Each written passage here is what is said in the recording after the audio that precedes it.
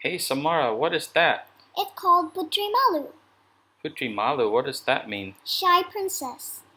Oh, in English we call it touch me not. Oh, really? Do you know why the leaves close when you touch it? Nope. Oh, because it's trying to escape a predator. It doesn't want to get eaten. Like if a grasshopper lands on it, it closes so the grasshopper cannot eat it. Ooh. Do you know how it opens and closes? Not really. It's called hydraulics. What does that mean? It means the plant can move water in and out of the leaves to make it open and close. Nice. Oh yeah, also, be careful, it's really sharp. Okay, if I touch it, I'll be very careful.